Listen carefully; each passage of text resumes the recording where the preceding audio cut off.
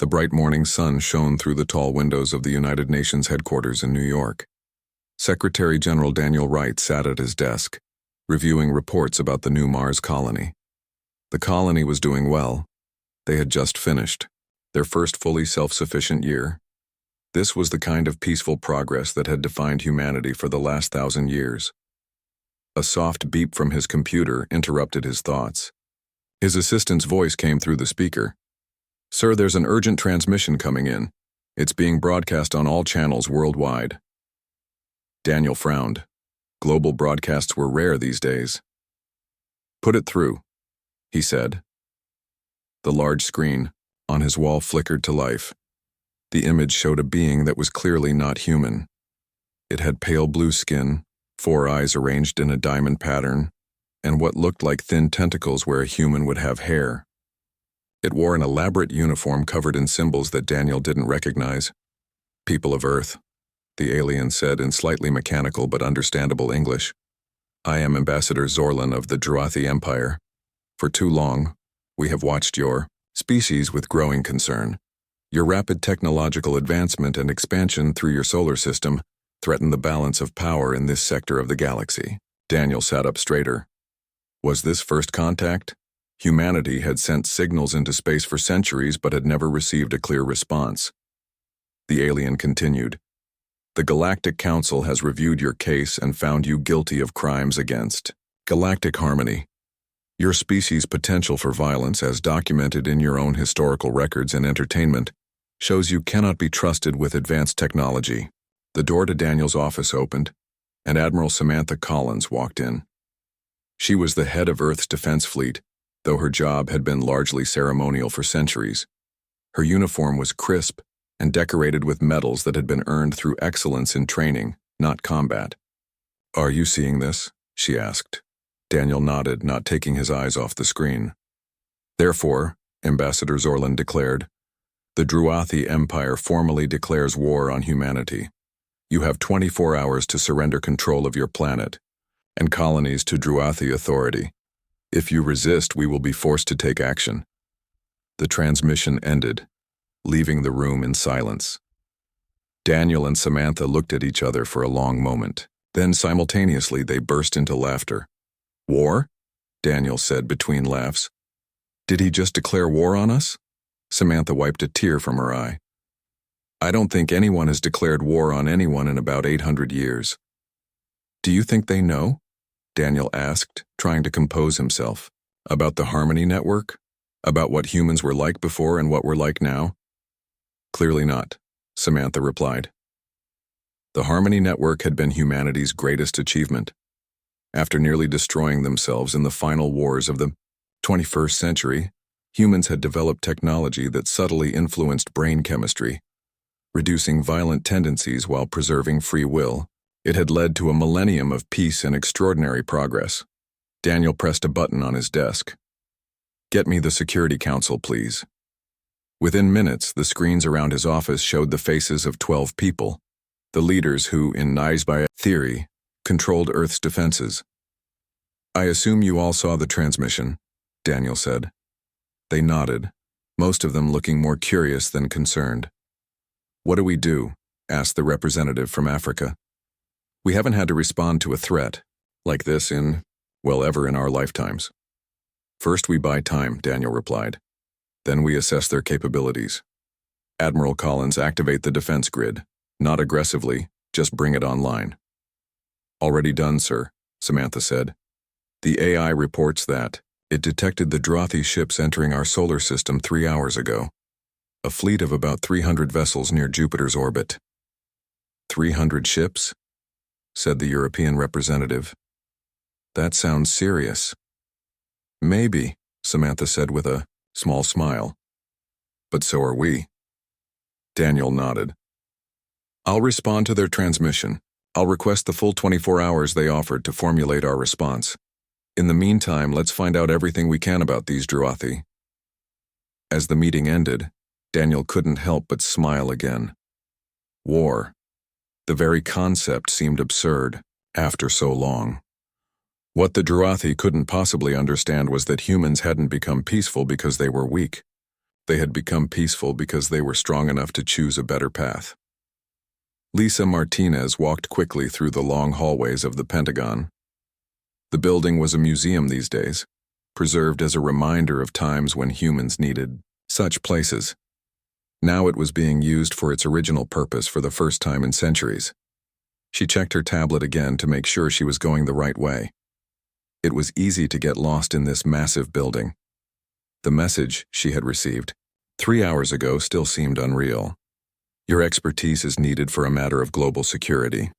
Lisa was a military historian. She studied the wars of the past and how they shaped human civilization.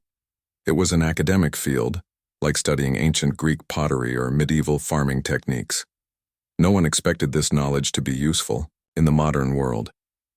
She found the room she was looking for and pressed her hand against the scanner. The door slid open, revealing a large, circular room filled with people. "Dr. Martinez, thank you for coming," said Secretary General Wright. He stood in front of a large screen showing a map of the solar system. Red dots marked the positions of alien ships. "I came as fast as I could," Lisa said, trying to hide her nervousness, "though I'm not sure how I can help." Admiral Collins stepped forward. "You're one of the world's leading experts on warfare. We need that knowledge now." Lisa almost laughed. "Admiral, I study history. I've never been in a real battle." "None of us have," General Frank Dominguez said. He was a tall man with a serious face who wore a uniform that had been designed for show, not combat. "The last real war ended nearly 1,000 years ago. But our defense systems have been evolving all this time," Admiral Collins added. "Running simulations, learning, improving. They were designed to protect us even if we forgot how to protect ourselves." Lisa looked at the screens around the room. They showed data streams and system checks she didn't understand. "What exactly do you need from me?" she asked. Secretary General Wright gestured to a chair. "We need context. History. Understanding of how beings think when they're at war." Lisa sat down and took a deep breath.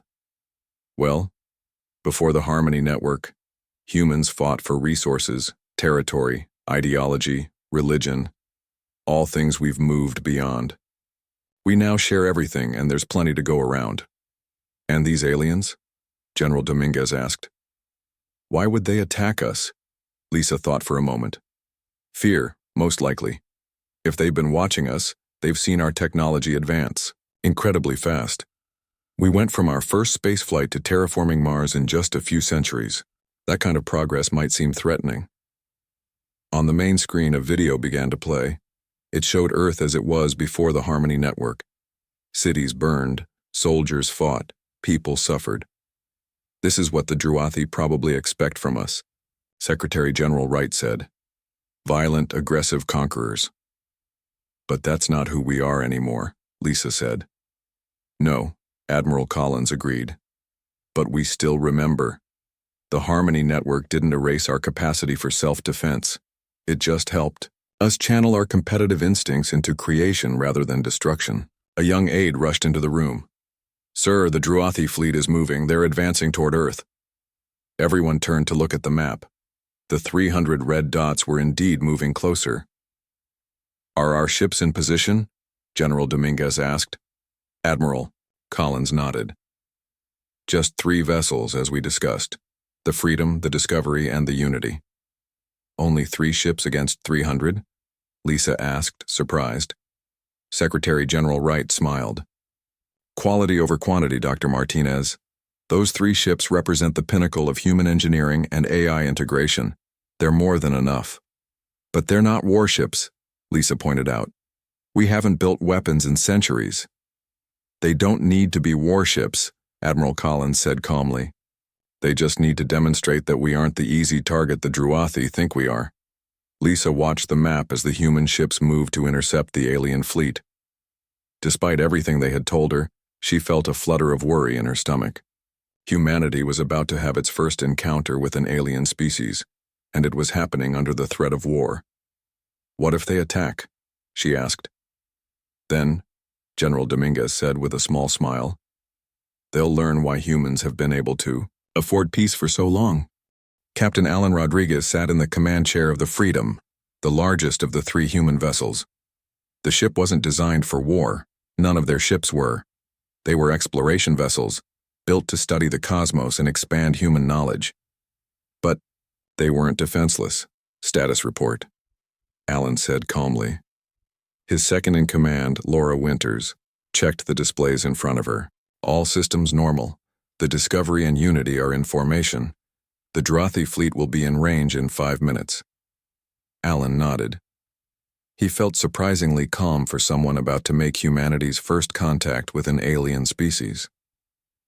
The ship's AI had suggested he might be the best person for this job because of his unusually low stress response. Perhaps that was true. Open a channel to all crew, he said. A soft tone indicated the channel was open. This is Captain Rodriguez. In a few minutes, we will make contact with the Drothi fleet. Remember your training. We are not here to fight, unless absolutely necessary. Our goal is to demonstrate that humanity cannot be threatened or bullied. Stay calm and trust the systems we've built. Back on Earth, in the Pentagon war room, everyone was watching the large screens. They showed the Drothi fleet, hundreds of ships arranged in a tight formation. They looked like giant metal insects with sharp angles and protruding sections that might be weapons. Those are definitely warships, Lisa said, built for combat. And ours aren't, General Dominguez said, a hint of worry in his voice. Admiral, Collins patted his shoulder. Frank, do you remember those old movies where someone brings a knife to a gunfight? He nodded. Well, this is like bringing a spaceship to a knife fight, she said with a smile. On the main screen, they could see Captain Rodriguez's face. He looked completely relaxed, as if he were about to go for a Sunday drive rather than face an alien. Armada. The Drothi ships are hailing us, Laura reported to Alan. Put them through, he replied. The view screen changed to show an alien face, the same species as Ambassador Zorlin, but with different markings. This one wore what looked like a military uniform, human vessels, the alien said. I am Fleet Commander Kraz of the Drothi Empire. You are outnumbered and outgunned. Surrender now and prepare to be boarded. Alan raised an eyebrow slightly. Fleet Commander Kraz, I am Captain Alan Rodriguez of Earth. We have no intention of surrendering. We recommend that you reconsider your hostile actions. The alien made a sound that might have been a laugh. You send 3 ships against our fleet? This is an insult. Not an insult, Alan replied evenly. A courtesy. We could have sent none and handled this remotely. We came in person to offer you a chance to withdraw peacefully. The alien commander's 4 eyes blinked in what appeared to be confusion. Then anger replaced it. You have been warned. You now face the might of the Drothi Empire. The transmission cut off. Laura looked at Alan. Sensors indicate they're charging weapons. Alan nodded. Shields up. Defensive pattern, Omega.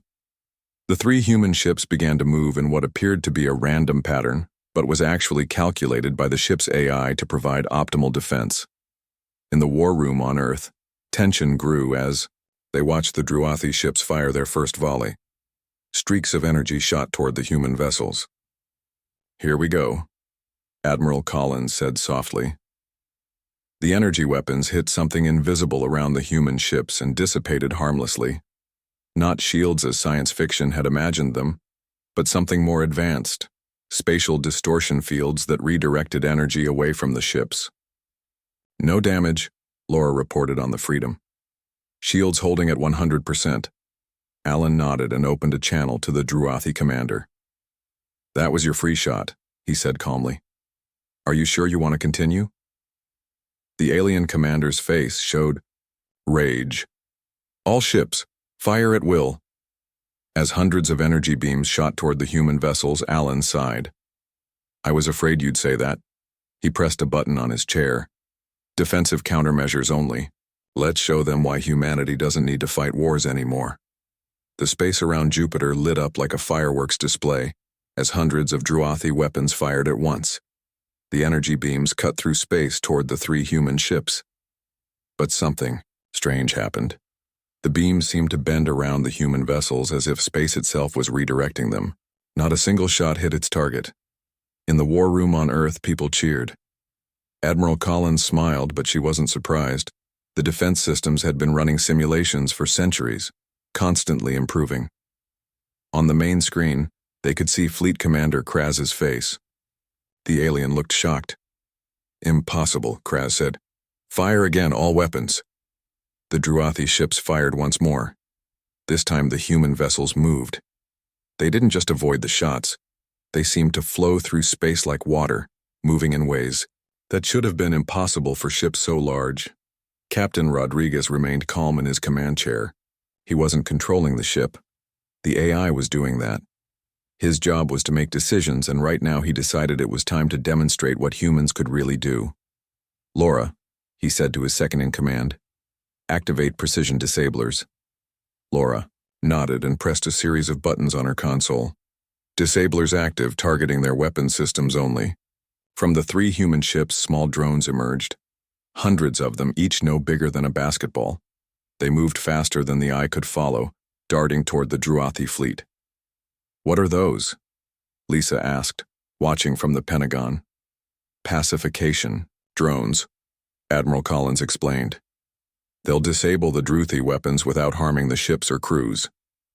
The drones reached the alien ships and attached themselves to the hulls. Tiny flashes of light appeared where they made contact. One by one, the Druathi weapons went dark. "Sir," Laura reported to Captain Rodriguez, 87% of enemy weapons are now offline. The remaining ships are at the back of their formation. Alan nodded. "Send in the second wave of drones." More drones launched from the human ships, heading for the remaining Druathi vessels. Fleet Commander Kraz's face appeared on the view screen again. He looked furious and confused. "What is this?" he demanded. "Fight us properly." "We are," Alan replied. "We're stopping you from making a terrible mistake without killing anyone. This is mercy, Commander." "Mercy?" Kraz spat the word. "We don't need your mercy. Everyone needs mercy sometimes," Alan said calmly. "Your weapons are disabled. You can't hurt us or Earth. Now we can talk like civilized beings." In the war room, Secretary General Wright nodded with approval. "He's handling this perfectly." "Second wave complete," Laura told Alan. "All enemy weapons are now offline." Alan opened a channel to all Druathi ships. "Attention Druathi fleet. This is Captain Alan Rodriguez of Earth. Your weapons have been disabled. We could have destroyed your ships, but we chose not to. No one needs to die today. We invite Commander Kraz to come aboard our vessel to discuss terms." For a long moment, there was silence. Then Kraz's voice came through, sounding defeated. You've won without firing a shot." "This isn't about winning," Alan replied. "It's about understanding each other." On Earth, people were watching the encounter on screens everywhere, in parks, in homes, in workplaces. They weren't scared. Many were still smiling or laughing at how quickly the war had ended. In a small cafe in Paris, a young woman turned to her friend. "Do you think they expected us to be scared?" Her friend shrugged. "They clearly don't know much about humans. Or, they know the wrong things." An older man at the next table added. "They've probably been watching our old entertainment. All those violent movies and shows from centuries ago." Back on the Freedom, a small shuttle departed from the lead Druathi ship. Commander Kraz had accepted the invitation.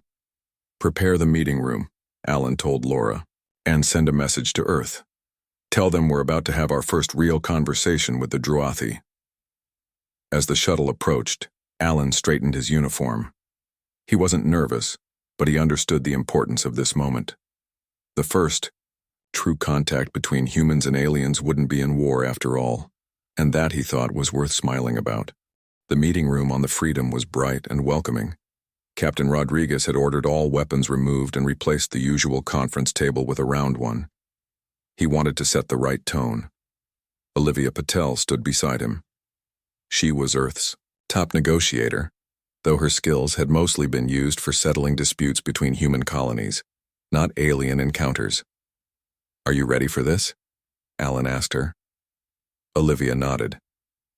"I've been studying their language and cultural signals from the transmissions we've received. I think I can avoid major misunderstandings." The door slid open and Commander Kraz entered. In person, the Druathi was taller than expected, nearly 7 feet. His blue skin had patterns that shifted slightly, like moving tattoos. He was accompanied by two other Druathi who looked nervous. "Welcome aboard the Freedom," Alan said with a small bow. "I am Captain Rodriguez, and this is Olivia Patel, our lead negotiator." Kraz did not return the bow. "How did you disable our weapons so easily? Our technology is among the most advanced in the known galaxy." Olivia stepped forward. "Perhaps we should sit down first. There's much to discuss." The Druathi hesitated, then moved to the table. Their movements were stiff, cautious. "To answer your question," Alan said once they were seated, "our technology took a different path than yours. We focused on defense rather than offense."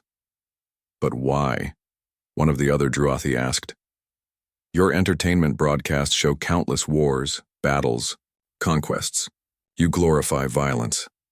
Olivia smiled. "Those are fictional stories, not documentation of our society. Humans haven't fought a real war in 1,000 years." The Druathi looked at each other in what appeared to be confusion. "Impossible," Kraz said. "No species achieves peace for that long. It goes against nature." "Not if you change nature," Alan replied. "We created the Harmony Network centuries ago. It helps reduce violent impulses while preserving free will." He explained how the network operated through subtle influences rather than control, allowing humans to channel their competitive instincts into creation rather than destruction. The Druathi listened with growing surprise. Then Kraz leaned forward. "You mean to say that the humans and all those transmissions we intercepted, the fighting, the wars, the conquest, that isn't you?" "It was us, long ago," Olivia said. "Or it's fiction, entertainment, stories we tell ourselves about our past or imagined futures. We assumed you were warriors preparing for galactic conquest," the second Druathi said. "That's why we struck first." On Earth, in the Pentagon War Room, everyone was watching the conversation. Lisa Martinez shook her head in amazement. "They completely misunderstood us," she said. "They thought our movies and games were real." "An understandable mistake," Secretary General Wright said. "If you only knew humans through our entertainment, you'd think we were violent conquerors." Back on the Freedom, Olivia was showing the Druathi images of Earth, the gleaming cities, the restored natural environments, the peaceful society. "This is what 1,000 years of peace has built," she explained. "We don't want war with the Druathi or anyone else. We want to learn and grow." Kraz's color patterns shifted, moving faster. "If you've had such technology for so long, you could have conquered the galaxy by now. Why haven't you expanded beyond your solar system?" "We are expanding," Alan said. "But slowly, carefully. We're terraforming Mars now. We have plans for the moons of Jupiter next. But we believe in doing it right, not just doing it fast." The third Druathi, who had been silent until now, spoke. "And the defense systems that disabled our fleet, you've had those for centuries?" Alan nodded. "They've been evolving, learning, improving. They're designed to protect with minimal harm." Kraz looked troubled. "Then you could have destroyed us completely." "We could have," Olivia agreed, "but that's not who we are anymore." As the conversation continued, a message appeared on Alan's personal screen. It was from Admiral Collins. "Unusual energy readings detected near Neptune. Ancient signature. Checking archives."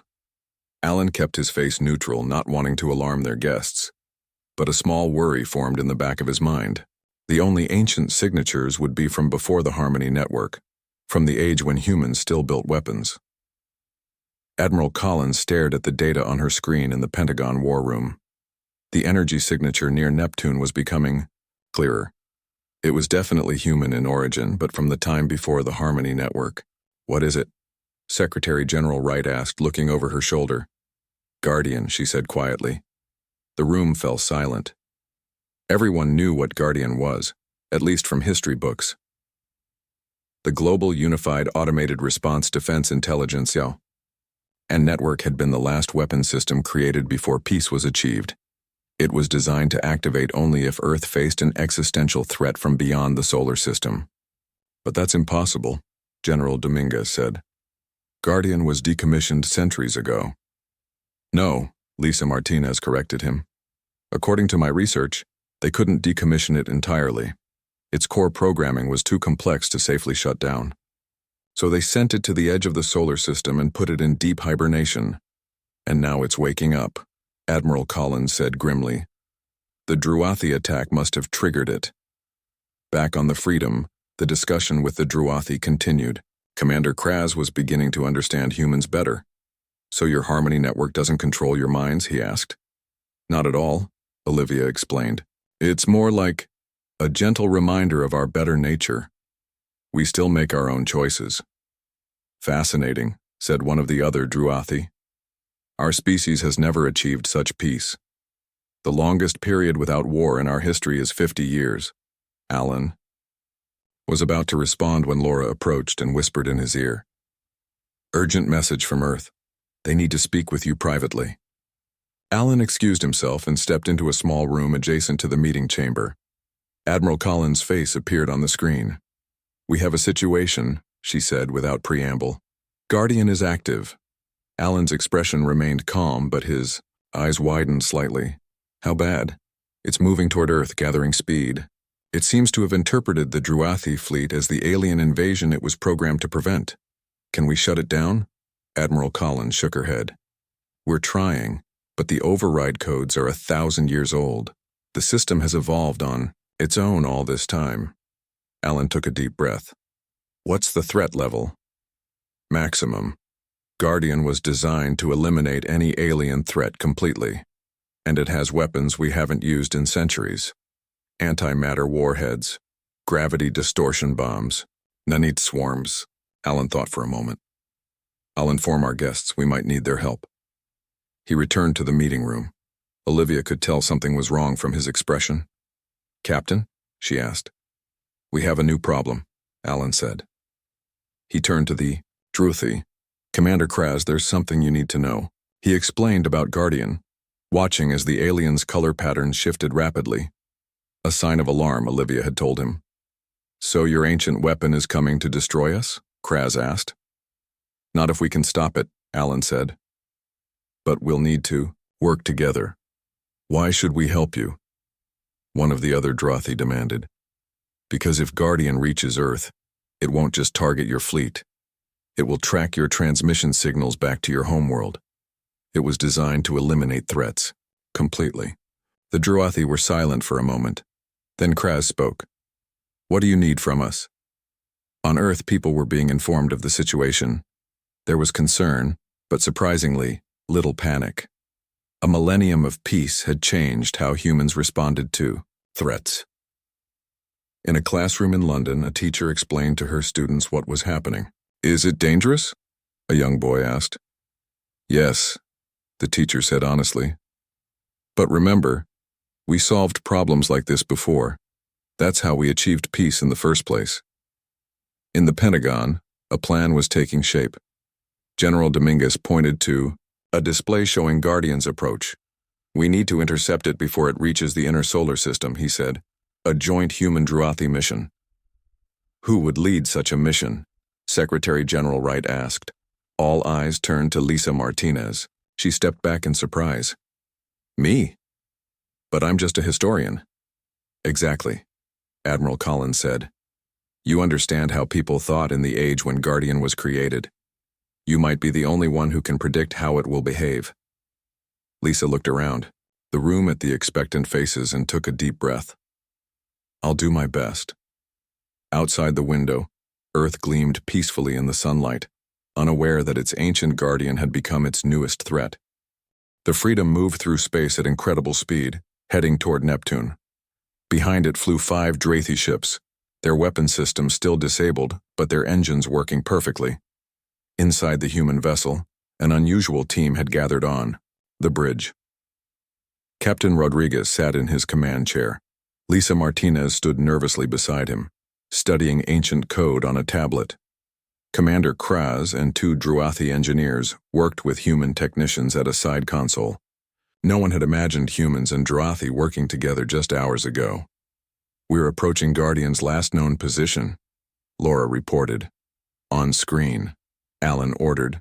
The main view screen changed to show the space near Neptune. At first, they saw Nothing unusual. Then something moved against the darkness. Magnify, Alan said. The image zoomed in to reveal a massive structure. It wasn't a ship in the traditional sense. It looked more like a small moon, but clearly artificial. Metal plates covered its surface, and parts of it shifted and reconfigured as they watched. "That's Guardian?" Lisa asked in surprise. The historical records didn't indicate it was so large. "It's been building itself for 1,000 years, Admiral Collins replied from Earth, her face on a side screen. "Using asteroids and space debris for raw materials." One of the Druathi engineers made a sound of alarm. "Our scans detect thousands of smaller objects inside it. Weapons platforms, perhaps?" "Guardian is trying to communicate," Laura said. "Audio only," Alan nodded. "Put it through." A deep, mechanical voice filled the bridge. "Protocol activated. Alien incursion detected. Beginning purge sequence." Lisa stepped forward. "Guardian, this is Lisa Martinez. Authorization code Theta 79 Omega." The authorization codes were from the historical archives used by the original creators of the system. She had no idea if they would still work. There was a pause then. Authorization code recognized but outdated. Current threat assessment overrides civilian authority. "It's not accepting the codes," Lisa said with disappointment. Alan leaned forward in his chair. "Guardian, the Druathi are not a threat. The conflict has been resolved peacefully." Assessment: incorrect. Alien vessels present in solar system. Primary directive: protect humanity at all costs. One of the Druathi turned to Alan. "It does not believe you." "Because it can't," Lisa realized. Guardian was created before the Harmony Network. It operates on pre-peace human logic. It expects deception, conflict, and violence because that's what humans were like when it was programmed. On the screen, Guardian began to move. Parts of its surface extended outward, forming what looked like massive weapon arrays. "It's targeting the Druathi ships," Laura reported urgently. "Shields up," Alan ordered. "Position the Freedom between Guardian and the Druathi vessels." The Freedom moved quickly, placing itself as a barrier. "Guardian, this is Captain Alan Rodriguez. The Druathi are under our protection. Stand down. Cannot comply. Human vessel interfering with alien purge. Adjusting strategy." Suddenly, smaller objects began to launch from Guardian's surface. Hundreds of them heading toward the ships. "Defensive drones," Laura said. "Similar to ours, but much more primitive." "Can we stop them?" Alan asked. "Our drones are faster and more advanced," Laura replied. "Deploying countermeasures now." From the Freedom, hundreds of small drones launched to intercept Guardian's attack. The space between the ships lit up as the two drone forces collided. In the Pentagon War Room, everyone watched nervously. "Our technology is better," General Dominguez said. "But Guardian has numbers on its side."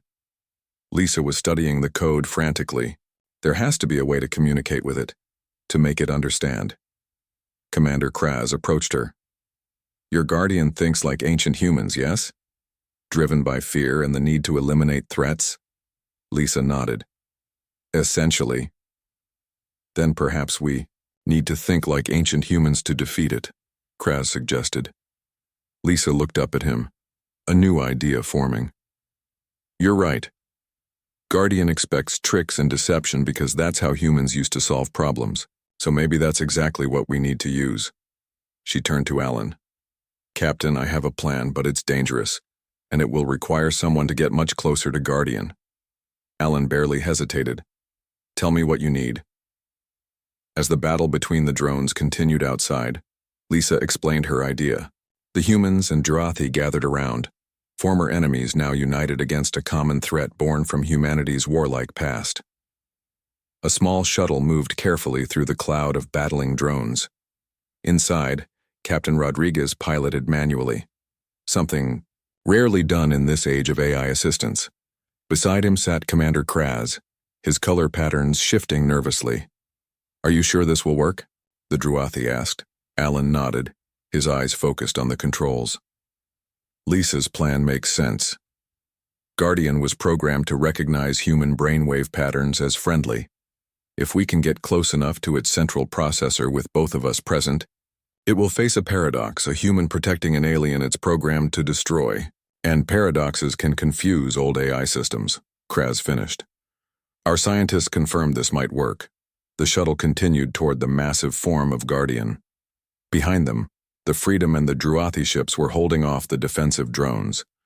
But they wouldn't be able to do so forever. On Earth, billions of people watched the mission on their screens. Humanity hadn't faced such danger in 1,000 years, yet there was remarkably little panic. Instead, people gathered together, offering support and suggestions. The Harmony Network didn't eliminate fear, but it did promote cooperation in the face of threats. In the Pentagon War Room, Lisa watched the shuttle's progress with Secretary General Wright and Admiral Collins. "They're almost in position," Admiral Collins reported. Lisa nodded, her face tense. "As soon as they're in range of Guardian's central processor, they need to broadcast both their neural patterns simultaneously." The shuttle approached a large opening in Guardian's structure. It looked like a hangar bay from the war machines of old. "This is it," Alan said. Initiating neural broadcast. Both Alan and Kraz placed their hands on special panels on the shuttle's console. The panels began to scan their brainwave patterns and broadcast them toward Guardian's core. For a moment, nothing happened.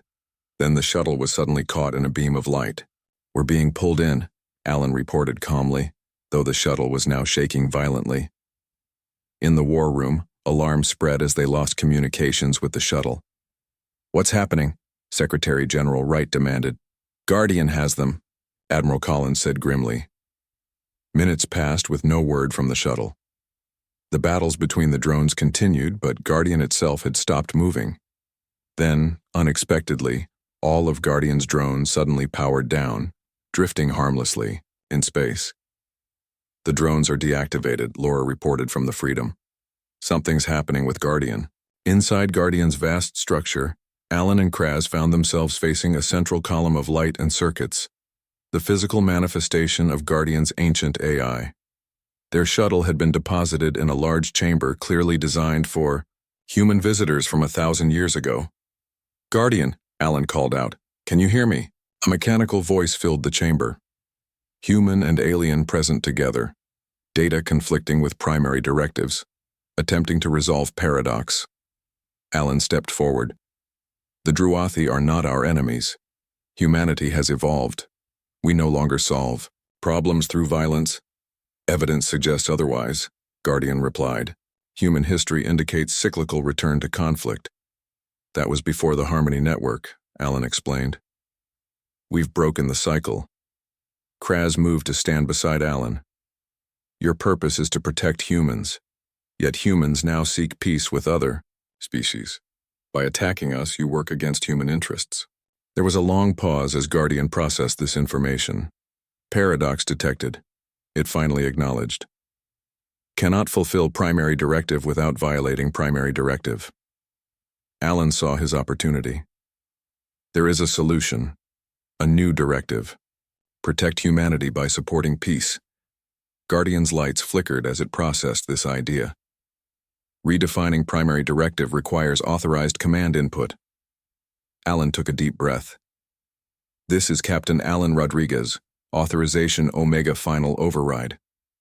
It was the last resort shutdown code Lisa had found in the historical archives. But instead of shutting down Guardian, Alan was hoping to repurpose it. "Override accepted," Guardian said after a moment.